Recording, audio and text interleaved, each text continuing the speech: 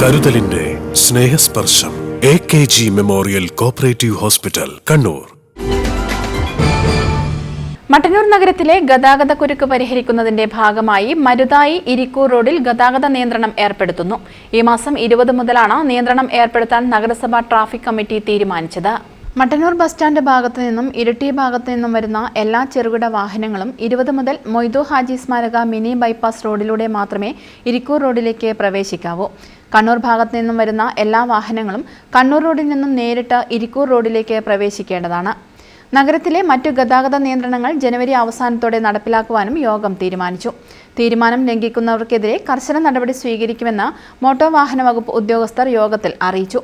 ഗതാഗത നിയന്ത്രണവുമായി എല്ലാവരും സഹകരിക്കണമെന്ന് നഗരസഭാ ചെയർമാൻ N. ഷാജിദ് പറഞ്ഞു. 2-3 ഘട്ടങ്ങളിലായി പരിഷ്കരണം നടപ്പിലാക്കാനാണ് ഉദ്ദേശിക്കുന്നത്.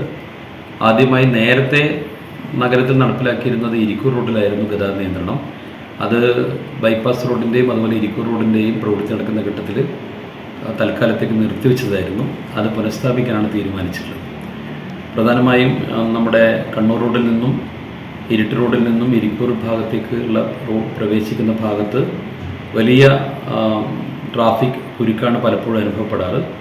അതിന് പരിഹാര നിലയിലാണ് മുമ്പ് അതുവഴി വൺ വേ ആക്കിയിരുന്നത്. അപ്പോൾ അത് ഈ പുനഃസ്ഥാപിക്കുന്ന പ്രക്രിയയ്ക്ക് തുടക്കം കുറിക്കാനാണ് ആദ്യം തീരുമാനിച്ചിട്ടുള്ളത്. നമ്മുടെ മിനി ബൈപ്പാസ് കോൺക്രീറ്റ് ചെയ്ത് ഗതാഗത യോഗ്യമാക്കിയിട്ടുണ്ട്. അതിലൂടെ അതായത് ബസ് സ്റ്റാൻഡിൽ ഭാഗത്തു നിന്നും ഇരിട്ടി ഭാഗത്തു നിന്നും വരുന്ന എല്ലാ ചെറുകിട വാഹനങ്ങളും ബൈപ്പാസ് റോഡ് വഴി മാത്രമേ ഇരിക്കൂർ റോഡിലേക്ക് ഇനി പ്രവേശിക്കാവൂ.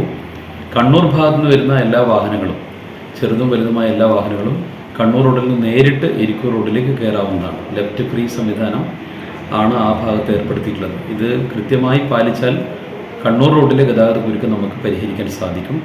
മറ്റ് തലശ്ശേരി റോഡിലും അതുപോലെ ഇരിട്ടി റോഡിലുമുള്ള പ്രധാനപ്പെട്ട കുരുക്ക് പരിഹരിക്കുന്നതിന് വേണ്ടിയുള്ള നടപടിക്രമങ്ങൾ ആലോചിച്ചിട്ടുണ്ട്. ജനുവരി അവസാനത്തോടുകൂടി ആ ഭാഗത്തുള്ള ട്രാഫിക് കുരുക്കും ഒഴിവാക്കുന്നതിന് വേണ്ടി നടപടികൾ സ്വീകരിക്കുന്നതായിരിക്കും.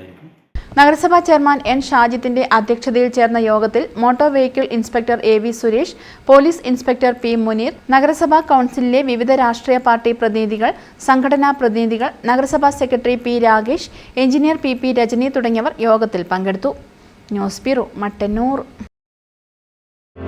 Madhurag gold and diamonds, Madhurag building, Kannur road, Chakkarakal.